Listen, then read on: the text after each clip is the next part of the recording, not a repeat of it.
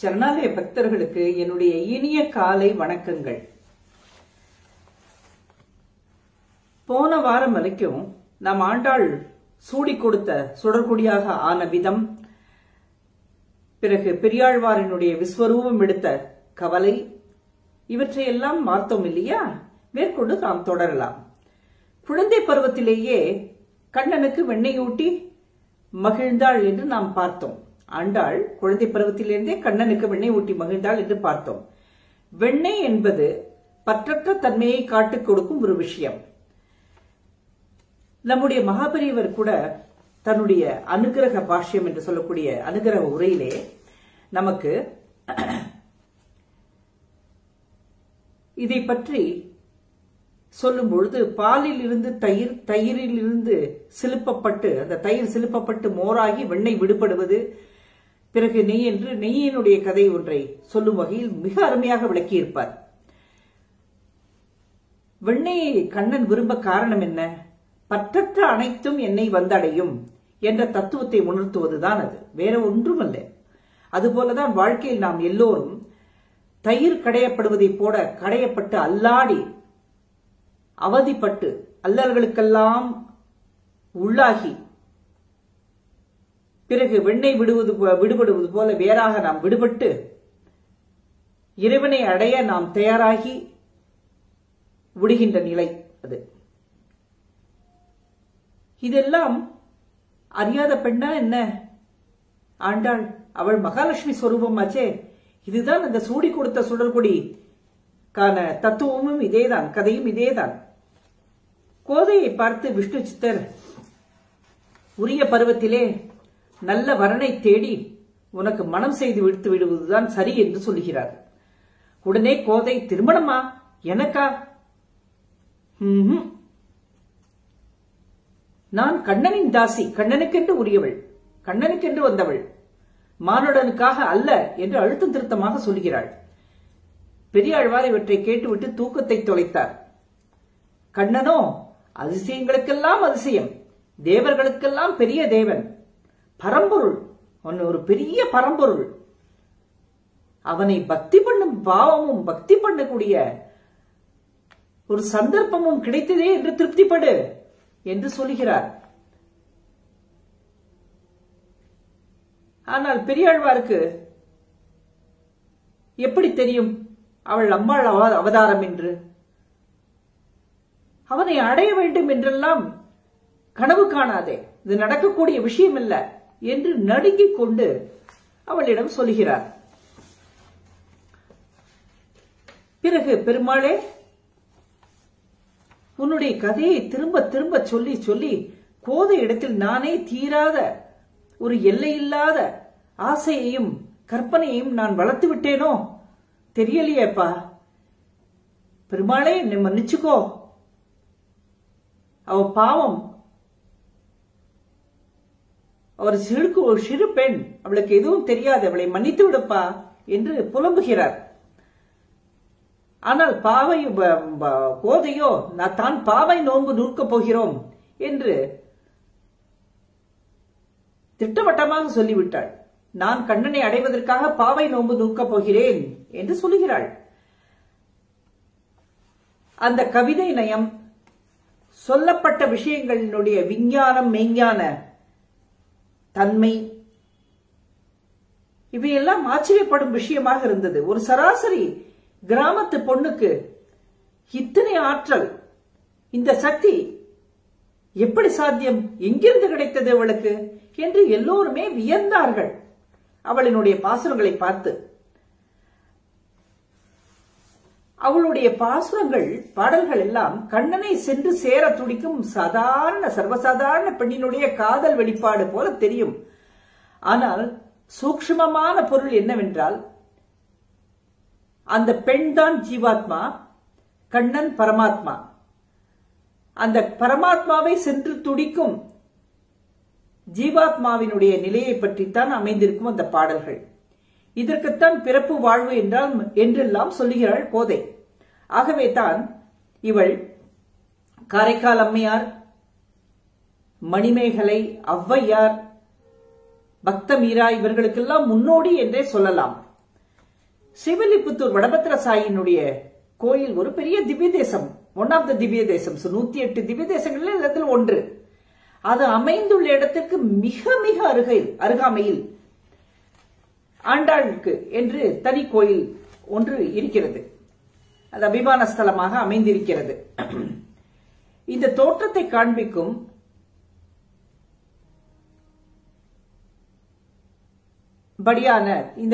காண்பிக்கும்படியான ஒரு கிளிப்பிங்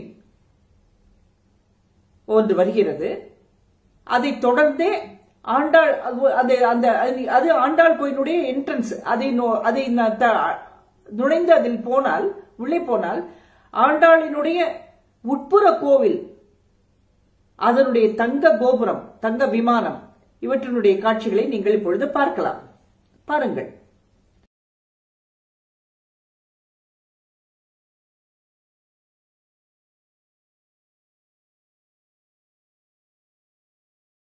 சரி, நம்ம திரும்ப ஆண்டாளினுடைய சரித்திரத்துக்கே வரலாம்.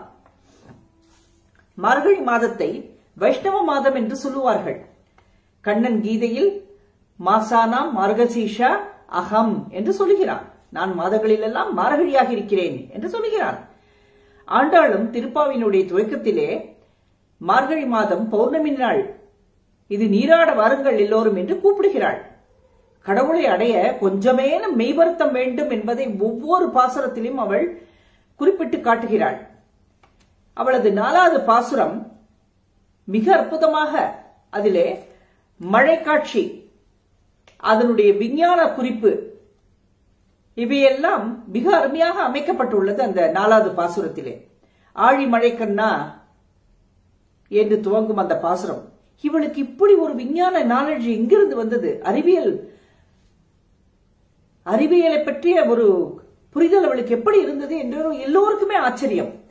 7ஆம் பாசுரத்திலோ மிக அழகாக அதிகாலையில் ஏற்படும் அத்தனை சப்தங்கள், விதவிதமான சப்தங்கள், குருவிகள், வேறு வேறு குருவிகள் எல்லாம் எழுப்புவதை பற்றி அவளுக்கு அத்தனை ஜீவராசிகளை பற்றிய பெரும் புரிதல் அதை காட்டுகிறது. பாசுரம் 12 ராவணனை கொன்ற ராமபிரானை பற்றி மிகவும் வர்ணித்து சொல்லியிருக்கிறாள். 13ஆம் பாசுரத்திலோ புள்ளியின் வாய் கீண்டானே பொல்லாத அரக்கனை என்று வரும் அந்த பாசுரம். அதிலே வெள்ளி எழுந்த வியாழன் உறங்கிற்று என்று வரும் வரிகள், அதில் உள்ள வானவியல் குறிப்பை வைத்து இந்த திருப்பாவை கிபி 855ஆம் ஆண்டை சேர்ந்தது என்று ஆராய்ச்சியாளர்களும் விஞ்ஞானிகள், புத்தகம் எழுதிய ஆசிரியர்கள் எல்லாம் ஆச்சரியப்பட்டு போய் சொல்லுகிறார்கள்.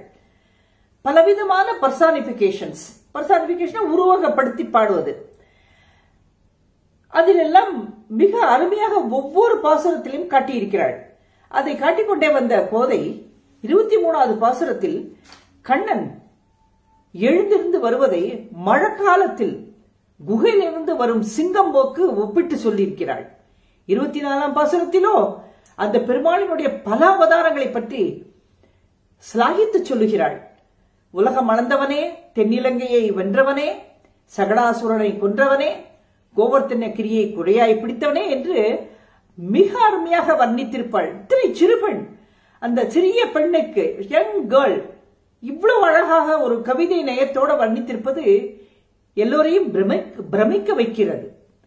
25வது பாசுரத்தில் தேவகிக்கு மகனாக பிறந்து ஒரே இரவில் யசோதைக்கு மகனாக சென்று ஒளிந்து வாழ்ந்த விதத்தை வர்ணிக்கிறாள்.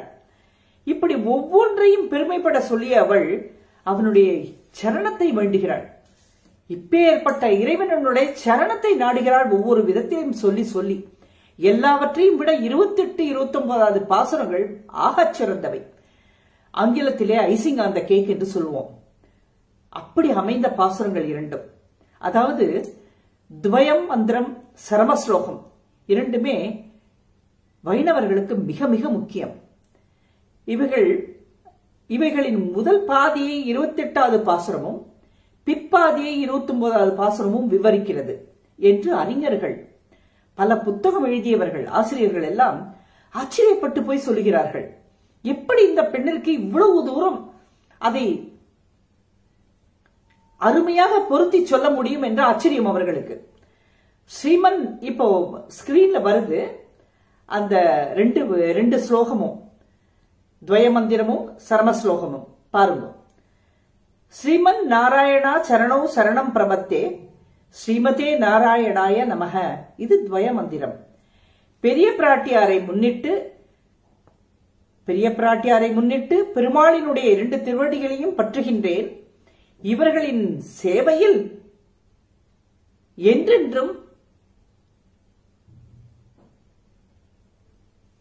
நான் கைங்கரியம் செய்வேன். அதாவது பெரிய பிராட்டியாரை முன்னிட்டு பெருமாளினுடைய திருவடிகளை பற்றுகின்றேன். இவர்களினுடைய சேர்க்கையில், இவர்கள் சேர்ந்து இருக்கையில் நான் என்றென்றும் அவர்களுக்கு கைங்கரியம் செய்வேன் என்பது இதனுடைய அர்த்தம். அடுத்த ஸ்லோகம், சர்வதர்மான் பரித்யஜ்ய மாமேகம் சரணம் பிரஜ அகம் த்வா சர்வ பாபேப்யோ மோக்ஷயிஸ்யாமி மாச்சுசக. இது கண்ணபிரான் அர்ஜுனனுக்கு சொல்லியது. இதனுடைய அர்த்தத்தை நான் சொல்லிட்டு வரேன். உயர்ந்த பக்தி யோகங்களை எல்லாம் நம்மால் பண்ண முடியாது என்று உணர்ந்து, மாம், அதுல வருது இல்லையா அந்த ஸ்லோகத்துல, மாம் பார்த்தன் அர்ஜுனனுக்கு சாரதியாய் நின்ற கிருஷ்ணனை, பார்த்தனை அர்ஜுனனுக்கு சாரதியாய் நின்ற கிருஷ்ணனை, ஏகம் சம்சார சாகரத்திலிருந்து விடுபட அவனே சிறந்த உபாயம் என்று உணர்ந்து, சரணம் பல பல பிறவிகள் எடுத்து அல்லல்படும் ஆத்மாக்கள் ஒரே ஒரு தடவை திருவடிதான், அவனுடைய திருவடிதான் கடி என்று பிடித்துவிட்டால், விரஜ, விரஜ என்றால் விட்டுவிடு என்று அர்த்தம். நல்லது கெட்டது எல்லாவற்றையும் விட்டுவிட்டு பற்றி கொண்டு விட்டால், மோக்ஷயிஸ்யாமி அவனோட சகல கர்மாக்களையும், இந்த பற்றி கொண்டவனுடைய சகல கர்மாக்களையும், அதாவது அதை அடைய இருக்கும் அந்த புண்ணிய விஷயத்துக்கு தடையாக இருக்கின்ற கர்மாக்களை எல்லாம் ஒழித்து விடுவேன். மாச்சுசக, கவலை வேண்டாம், நான் இருக்கிறேன், டோன்ட் வரி, ஐ அம் தேர் என்று கண்ணன் உறுதி கொடுக்கிறார். இந்த பகவத்கீதையின் வரியைத்தான் ஆண்டாளினுடைய பாசுரம் உணர்த்துகிறது. எனவேதான் அந்த கறவைகள் பின் சென்று என்று துவங்கும் 28வது பாசுரம், சிற்றம் சிறுகாலே வந்துன்னை சேவித்து என்று சொல்லக்கூடிய 29வது பாசுரம் ஆகச்சிறந்தவை என்று நான் சொன்னேன். மேலும் இங்கே இன்னொன்றையும் சொல்ல நான் விரும்புகிறேன். நாம் எல்லோரும் கண்டிப்பாக ஏதேனும் ஒரு கோவிலுக்கு, பெருமாள் கோயிலுக்கு நம்முடைய வாழ்நாட்டிலே போய் நிறைய தரிசித்திருப்போம். எக்ஸாம்பிள் யோஜனை பண்ணி பாருங்க.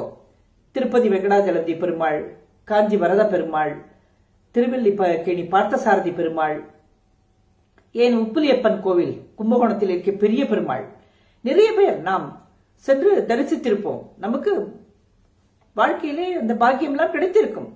இது ஒரு எக்ஸாம்பிளா சொல்றேன் நான். 2019 நமக்கு அந்த அச்சாவதாரம் அத்திவரதர் பிரம்மாண்ட சிலை குளத்தினுள் இருந்து எடுக்கப்பட்டு 40 வருடத்திற்கு பிறகு எடுக்கப்பட்டு ஒரு மண்டலத்துக்காக, காட்சிக்காக, நம்ம தரிசனத்துக்காக வைத்தார்கள். லட்சோபி லட்சம் ஜனங்கள் இந்தியாவினுடைய பல பாகங்களிலிருந்தும் திரண்டு வந்து எல்லோரும் தரிசித்தார்கள் இல்லையா? நாம எல்லாம் போய் பார்த்தோம் இல்லையா? இத்தனை பெருமாள்கள்ல அந்த புஜத்தை நீங்கள் சற்றே கொஞ்சம் நினைவுபடுத்துங்க. சதுர்புஜம் இல்லையா? 4 புஜங்கள். அதிலே ஒன்றிலே சக்கரம் சங்கு, இன்னொன்னிலே சக்கரம். மற்ற 2ல ஒன்றை வந்து இப்படி காமித்த பிறகு இப்படி மேல் நோக்கி காமித்தவாறு இருக்கும் சில பெருமாளிட. இப்ப உப்புலியப்பன் கோயில், திருப்பதி பெருமாள் எல்லாம் இப்படி இந்த மாதிரி இப்படி காமித்த மாதிரி இருக்கும். இப்ப மேல் நோக்கி காமித்திருக்கிற அந்த கோலத்துக்கு அபயஹஸ்தம் என்று சொல்வார்கள்.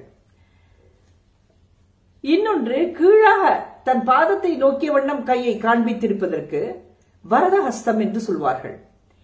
இந்த கீழே வரும் வரக்கூடிய இந்த பிக்சர் கிளிப்பிங் வரதஹஸ்தத்தை குறிக்கிறது. அதாவது 2லயுமே நான் இருக்கேன், கவலைப்படாதே, மாச்சுசக என்ற வரி இருக்கும் அந்த கையிலே. ஆனா இந்த கீழே இருக்கிறது விசேஷம் என்னன்னா, இந்த பார், என்னுடைய பாதம் உள்ளதே, அதை பற்றிக்கொள், அதை பற்றி கொண்டு விடு, நான் இருக்கிறேன், உன்னை காக்க, உன்னை பார்த்துக்கொள்ள நான் இருக்கிறேன் என்று சொல்லும்படியான அர்த்தம் அமைந்த கிளிப்பிங் அது. அது பாருங்க, அது அப்பேற்பட்ட ஒரு தரிசனம். அது எத்தனை அருமை. திரும்ப ஆண்டாளினுடைய தொண்டை பற்றி கொஞ்சம் பார்க்கலாம். 30 திருப்பாவைகள் பாசுரங்களும் 143 நாச்சியார் திருமொழியும் இவையெல்லாம் 4000 திவ்ய பிரபந்தத்தில் அடங்கியவை.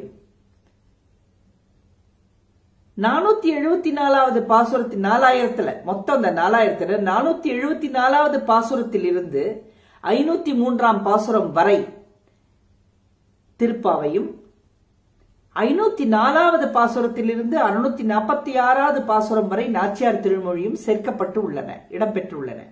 அத்தனை ஆழ்வார்களிலே ஆண்டாள் ஒருத்திதான் பெண்ணாழ்வாள். மேலும் அடுத்த வாரத்திலே இந்த பாவை நோன்பு இருந்து பாடிய ஆண்டாளை பரந்தாமன் ஏற்றுக்கொண்டானா? எப்படி? பெரியாழ்வாரினுடைய மனநிலை என்னவாக இருந்தது? அவர்களுடைய வாழ்க்கை பிறகு என்ன ஆயிற்று என்பதையெல்லாம் நாம் விவரமாக பார்க்கலாம். இப்பொழுது வழக்கமாக செல்லக்கூடிய ஆன்மீக அதிசயத்துக்கு நாம் போய்விடுவோம். இன்றைக்கு நாம் பார்க்க இருப்பது பெங்களூரில் ஹாசன் என்ற ஊர். பெங்களூர் கிட்டக்கே, பெங்களூருக்குள்ள இல்ல, பெங்களூர் பக்கத்துல. இது கர்நாடகாவை சேர்ந்தது. அங்கில் ஹாசனாம்பாள் என்ற கோவில் உள்ளது. அந்த கோவிலுக்குள், அந்த ஹாசனாம்பாள் கோவிலே சிறியதாக 3 கல் மூர்த்தங்கள், கற்கள் என்று நாம் சொல்லக்கூடாது, கல் மூர்த்தங்கள், சிறிய கல் மூர்த்தங்கள். கேரளால எல்லாமும் முக்கியமான இடங்கள் எல்லாம் பகவதி கோயில் எல்லாம் அப்படிதான் சின்னதா அமைஞ்சிருக்கும். கிடுகிடுன்னு அபிஷேகம் எல்லாம் பண்ணினா அப்படியே அம்பாள் தத்ரூபமா வந்து உட்கார்ந்து இருக்கிற மாதிரி பண்ணிடுவா. அலங்காரத்துல ரொம்ப அழகா இருக்கும் பார்க்கறதுக்கு. அதே மாதிரி இங்கேயும் 3 கல் சிலாசூப்பங்கள் அமைந்திருக்கிறது. ஒரு வருடத்துக்கு ஒரு முறைதான் திறப்பார்கள். அந்த கோயில் திறக்கப்படும். சிலர் சொல்லுகிறார்கள் 1 வாரத்திற்காக திறக்கும் என்று, சிலர் சொல்லுகிறார்கள் 10 நாட்களுக்கு திறக்கிறார்கள் என்று. எனக்கு அது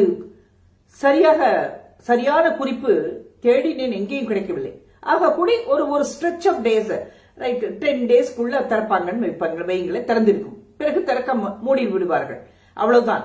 அது வந்து இது வரக்கூடிய சமயம் தீபாவளி, அக்டோபர் சமயத்துல இந்த மாதிரி அந்த கோவில் திறப்பு நடக்கும். அபிஷேகங்கள் எல்லாம் ரொம்ப கிராண்டா நடக்கும். குறிப்பிட்ட நாட்களுக்கு பக்தர்கள் பார்க்க அனுமதிப்பார்கள். எல்லாம் அபிஷேக ஆராதனை எல்லாம் மிக சிறப்பாக நடக்கும். பக்தர்கள் கூட்டம் ஏனென்றால் 1 வருடத்துக்கு ஒரு தடவை திறக்கிறது இல்லையா, அலைமோதும். அந்த அம்பாளினுடைய அபிஷேகங்கள்லாம் முடிந்த அந்த அம்பாளினுடைய நெற்றிலே பெரிய வட்டம், பிரம்மாண்ட வட்ட வடிவத்திலே ஒரு சிவப்பு சந்தனம் இருக்கும் 3 அம்பாளுக்கும். அதை சுரண்டி எடுத்து பக்தர்களுக்கு எல்லோருக்கும் பிரசாதமாக விநியோகம் செய்து விடுவார்கள், கொடுத்து விடுவார்கள். பிறகு அம்பாளினுடைய நெற்றியில் ஒன்றும் இருக்காது.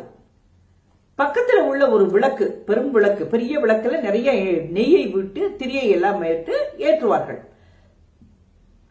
அம்பாளின் முன்னே ஒரு பாத்திரத்திலே தண்ணீர், மற்றொரு பாத்திரத்திலே அன்னம், நல்ல சுட சுட நல்ல அன்னம், பிறகு பழ வகைகள், பக்ஷணங்கள், பலகாரங்கள் இதெல்லாம் வைத்துவிட்டு புஷ்பமாலை சாத்தி அந்த 3 அம்பாளுக்கும் நிறைய புஷ்பங்களை கொண்டு ஆராதனை அர்ச்சனை எல்லாம் செய்துவிட்டு கதவை மூடிவிடுவார்கள். பிறகு அடுத்த வருடம் தான் திறப்பார்கள். அவர்கள் அடுத்த வருடம் திறக்கும் பொழுது ஆச்சரியமான விஷயம் பார்த்தால், விளக்கு அணையாமல் எரிந்து கொண்டிருக்கும், நெய்யும் குறைந்திருக்காது. அந்த முன்னால் உள்ள தண்ணீர், பாத்திரத்தில் வைத்த தண்ணீர் அப்படியே இருக்கும்.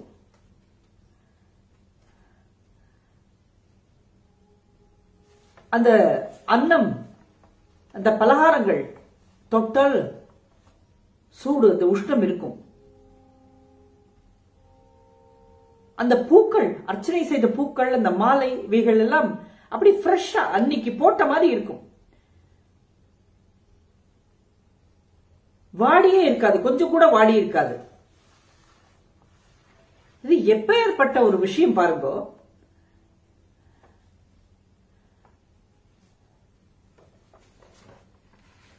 ஆச்சரியத்தில் ஆச்சரியம்.